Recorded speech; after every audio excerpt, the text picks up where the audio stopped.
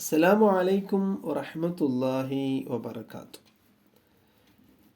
നമുക്ക് സമ്പത്ത് കിട്ടും, സമ്പാദ്യം ഉണ്ടാകും. എങ്ങനെയൊക്കെ ഉണ്ടാവാൻ ആഗ്രഹിക്കുന്ന ആളുകളാണ്. ചില ആളുകൾ പറയും നമുക്ക് ഒരുപാട് സമ്പത്തൊന്നും വേണ്ട, എന്നാലും ഒന്ന് ലാവിഷായി ജീവിക്കാനുള്ള കാര്യങ്ങളൊക്കെ നടന്നു പോകാനുള്ള സമ്പത്ത് മതി എന്ന് ആഗ്രഹിക്കുന്ന ആളുകളുണ്ട്. ആവശ്യത്തിൽ കൂടുതലും സമ്പത്ത് വേണം എന്ന് ആഗ്രഹിക്കുന്ന ആളുകളുമുണ്ട്. അപ്പോൾ നമുക്ക് സമ്പത്ത് കിട്ടും എന്നുള്ളത് ഒരു സ്വപ്നത്തിൻ്റെ വ്യാഖ്യാനമാണ്. അത് ഏത് സ്വപ്നത്തിൻ്റെ വ്യാഖ്യാനമാണ് എന്നുള്ളത് നോക്കാം.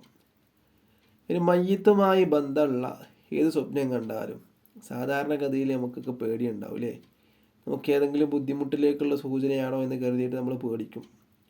മയ്യത്തുമായിട്ടുള്ള ബന്ധപ്പെട്ടിട്ടുള്ള സ്വപ്നം കണ്ട മയ്യത്തിനെ കുളിപ്പിക്കുന്നതോ ഖബറിലേക്ക് വെക്കുന്നതോ അങ്ങനെയൊക്കെ കണ്ട.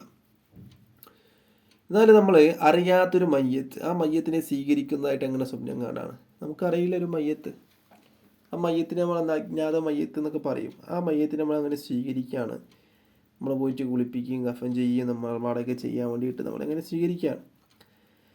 അപ്പം അങ്ങനെ സ്വപ്നം കണ്ടാൽ ഇതിൻ്റെ വ്യാഖ്യാനം എന്തായിരിക്കും? മഹാനായ നാബൽസി എന്നവർ അവിടുത്തെ ഒരു കിതാബിൽ 288 പേജിൽ പറയുന്നുണ്ട്.